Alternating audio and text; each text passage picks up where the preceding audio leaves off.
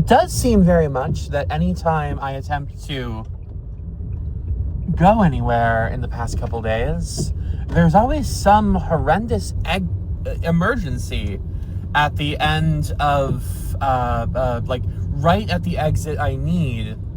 And it's very strange. You know, I do believe not every single event is meaningful to me, but, I don't know, think about memory today and just kind of the way it reflects one of my last conversations with my father and how he didn't remember something I know he did. And I know I have too many corroborating memories of that. Like, you know, even before any psychotic label got attached to me, I was talking about it. Like, one of the first memories I had of, like, realizing that whatever situation I grew up in wasn't normal was joking about him kind of spraying me with chemicals because I had this weird little OCD thing that I was just really scared of. I was really scared of, like, things that were marked as poisonous. And hey, you know, maybe I should be. We put a weird amount of scary shit when, like, you know, we have plenty of, I don't want to be like natural chemicals. I'm not my mother, but yeah, whatever. And even my own memory and, like, how things change in perspective, you know. Valencia, my former, very much a case of derealization, whereas Sen and I manifest more as, you know, split dissociative identity. And it's interesting. But, you know, certainly when you develop a kind of traumatic disorder like this, you spend a lot of time, you know, trying to make sure your memory is flawless, but it isn't. No one's memory is, not even, it's strong. And what memory I do have a absurdly good conversational memory. I tend to remember things people said to me well after they've forgotten it. The fact that that seems to also include, like, the most horrible things anyone has ever said to me, like, in any situation. I don't know why. I don't know why people, like, think they can just, like leave a, like, strike at a person's essence like that and be like, that's fine. They'll move on. I'm like, nah, it lives in me forever now. Thank you. But, you know, something my mother said to me about how I would never be a good person or happy, and, you know, because I didn't believe in her God. At least not in the same way she did. I don't. Not really. Not anymore. At the time, I was actually a lot more Christian, but, that was rough. That was a rough one.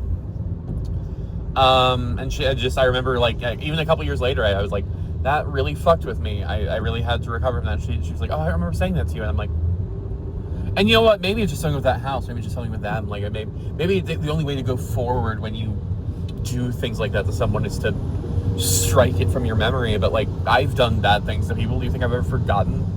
Do you think I don't constantly think about the worst moments of my actions and the harm I did and how I could be better? How I live every day trying to be better, trying to not make amends. I'm not a monster, but I don't know, but also, like, yeah, like, you know, little things, like, you know, talking with Amanda and her insisting she said something differently, and I remember that, and, like, that might typically be a risk of online communication, is, like, you know, anytime there's a quality drop or a cut or anything, you know, even on a call for us, like, you know, something might be misheard, and, you know, she mumbles into her microphone all the time. But,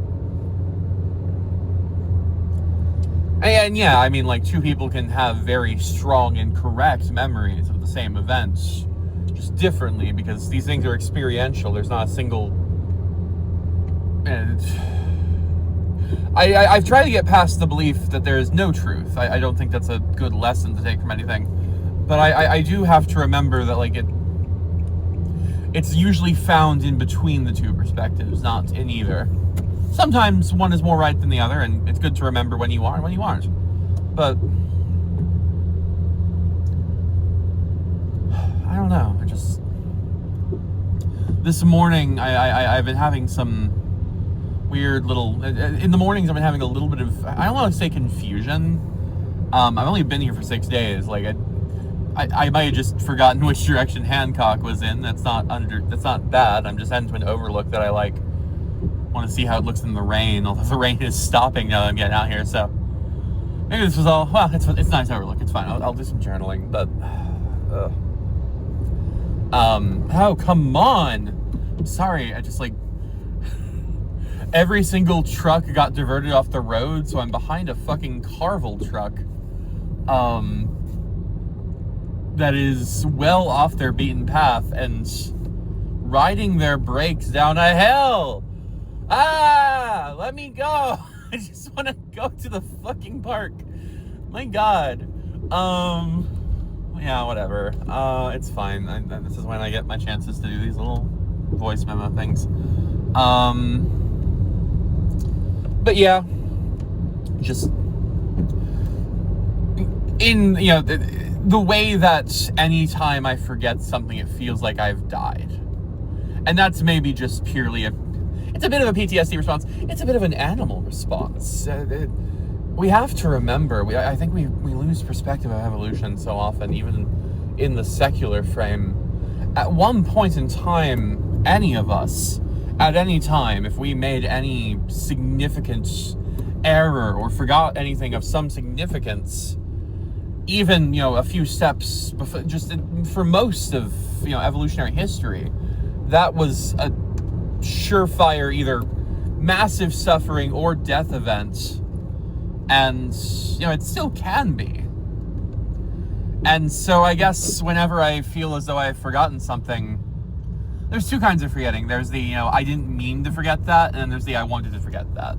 The I wanted to forget that's, you know, there's a Wolf in White Van quote, you know, I felt like I had forgotten something hard or something. I'm not going to paraphrase. I'm not going to quote it right now. I'm trying to not, like, rear end an ice cream truck.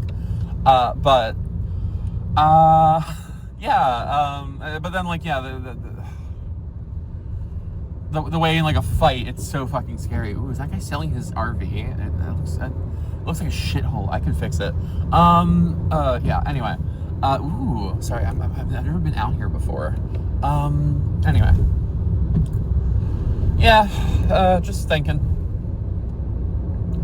My ears are popping. I'm actually not... maybe I'm just having an allergic reaction. There must be something with the bed. I've woken up twice now, like, quite ill.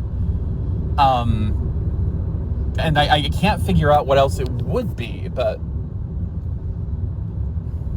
Because, like, you know, the rest of it, you know, it's mostly a stable pattern of symptoms. And as we said in the entries, it's mostly, if anything, it's improved. You know, I'm down 10 pounds from my last weigh-in, and that's it. Yeah, I have some suspicions lithium's a part of that. I'm pretty sure a lot of our weight and, like, metabolism issues are related to the lifelong dosing of lithium on... Frankly, when you do the blood work, the level we rest at's not, like, that low. It's low, but it's not, like, that low. Makes us a little mood swingy. I don't know. We haven't really been manic or depressed. I've been depressed out here. I've been pissed, but it's more situational, you know. I'm every day I reconnect with, you know, someone or make a new friend or, you know, find a new thing to do. I feel a little better. It was a rough time. It was probably the worst few months of my life, and I had a brain aneurysm. As far as I'm aware, it does seem to be that my family has chosen this narrative that I am purely psychotic and have made up a bunch of events. But I know. And maybe they don't. Maybe they did forget. Maybe if I ever talked to my father about the thing, would he remember? And even if he did, would he tell me? So I don't. There would be no satisfaction there, and there's nothing I can prove, and trusting myself is always a hard thing, but I've gotten better at it. So, hey, wherever you are, whoever you are,